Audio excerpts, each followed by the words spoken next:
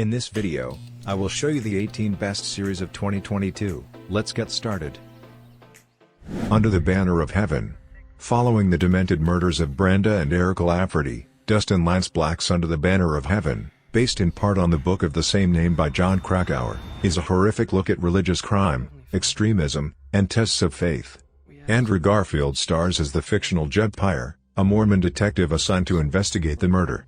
What he initially uncovers turns out to be an onion of a mystery, with more and more unnerving details revealed as he dives into the extremist fringes of his own church. Barry.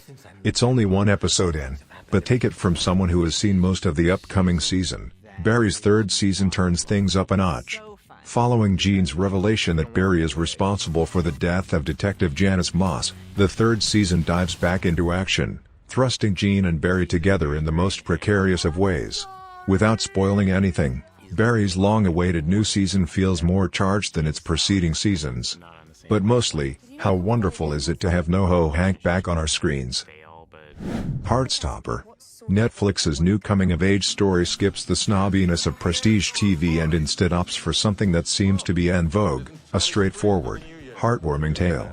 The British series follows a teenager navigating life as one of the few gay guys at an all-boys school. He soon finds an ally in the captain of the rugby team, only to discover that they may have more alike than he initially suspected. Bonus points: Olivia Colman is featured as one of the protagonist's mothers, and yes, she steals every scene she is in. We Own This City. David Simon returns to HBO with his greatest muse in tow, Baltimore. Unfortunately, the source material hasn't improved too much since his masterpiece, The Wire. The good part is we're left with a powerhouse of a limited series, chronicling the disastrous Baltimore Police Department's gun trace task force. Full of corruption and misgivings, it makes for perfect fodder for one of Simon's Baltimore character studies. John Bernthal, Jamie Hector, and Josh Charles shine as the leads in what is sure to enter Simon's canon of greatness. Minx. Does Minx sometimes lean into cliché? Sure. But there's still something intoxicating about HBO Max's Porn Valley set features starring Jake Johnson and Ophelia Lovibond. The latter plays a feminist writer hoping to jumpstart her own feminist magazine in the 70s. The former is her publishing meal ticket. The catch? He's a smut mag king. Hilarity ensues. Upload. The time between Upload's first and second season was grotesquely long.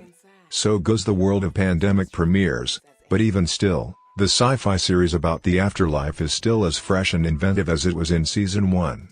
The new batch of episodes don't spare any comedy but manages to weave in a story about wealth disparity and how it continues to affect the people of Upload's universe, even after their departures. Pachinko. Apple TV Plus knows a good thing when they see it, so they've taken the novel of the same name, placed Academy Award winner, Yoon Ya-young, at the forefront, and created something spectacular. In the upswing of Korean language series available to American viewers, Pachinko exceeds the hype. The Girl from Plainville. Based on the Esquire story of the same name, Hulu's adaptation of The Girl from Plainville is a twisted version of the haunting story of Michelle Carter and Conrad Roy. With Elle Fanning and Colton Ryan in the aforementioned roles, respectively, the series attempts to get inside the head of Carter, following the real-life texts that encouraged her boyfriend to take his own life. The Dropout. Deepen that voice and don that turtleneck, we have some investing to do.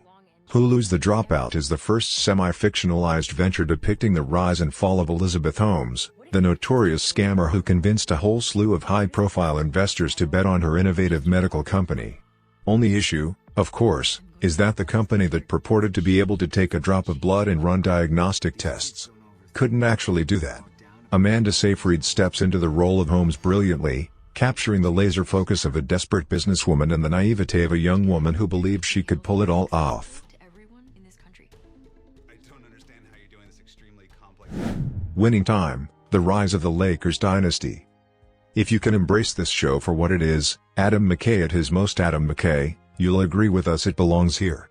The miniseries takes the heyday of 1980s Los Angeles and the rise of the Lakers, Dr. Jerry Buss, and Magic Johnson and turns the dial way up. What results is one of the most compelling sports miniseries we've seen in some time. The cast is stacked as well, with the likes of John C. Reilly, Jason Clarke, Quincy Isaiah, and Gabby Hoffman on board. Abbott Elementary. Every time someone says network is dead, a series like Abbott Elementary comes along. The half-hour comedy from creator and star Quinta Brunson isn't trying to reinvent the wheel. Instead, it keeps things simple, and in doing so has become one of the funniest feel-good series in years.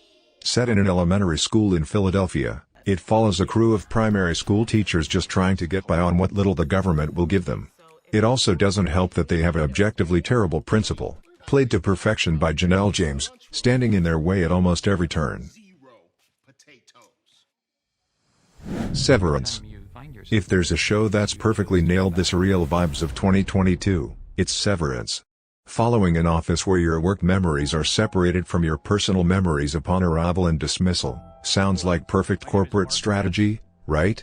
The show explores the many ways in which we split ourselves in half, especially the parts that refuse to stay put. Known as Severance. Somebody somewhere. It's hard to put somebody somewhere into words. It's less like watching a story and more like watching an experience. Bridget Everett shines as a woman who is trying to find grace and acceptance amid a ton of grief and sadness. Raw and unfiltered, the series is part comedy, part drama, and entirely too realistic for anyone who has ever had dreams of leaving their hometown. Bonus, the star-making turn from Jeff Hiller takes the series from a 10 to an 11. Euphoria. After a long hiatus, Euphoria's glorious, if not extremely stressful, return is proof that the series is not a one-season wonder.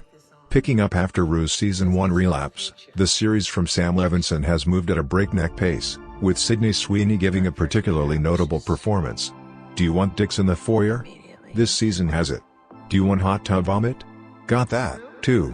And then of course, there's the how long you been fucking Nate Jacobs? Heard round the world. Don't even get us started on the play.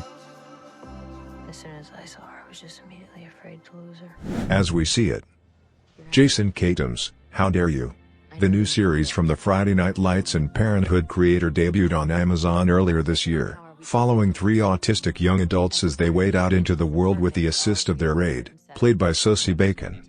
The series has heart, honesty, and a willingness to bring the world of life on the spectrum into the mainstream. That the 3 leads are all played by autistic performers makes the point perfectly.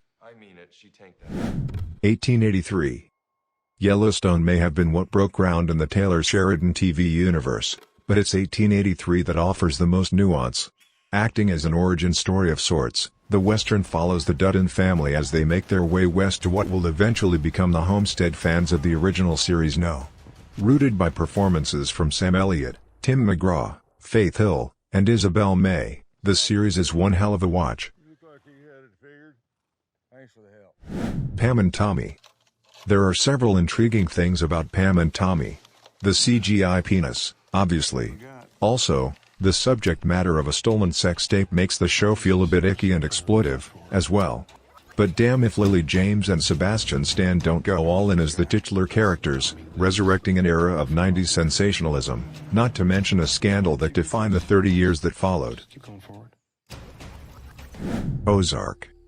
On a lot of these best of lists, you'll see miniseries, new shows, and the occasional long-running favorite, but it's hard to keep a series fresh season after season.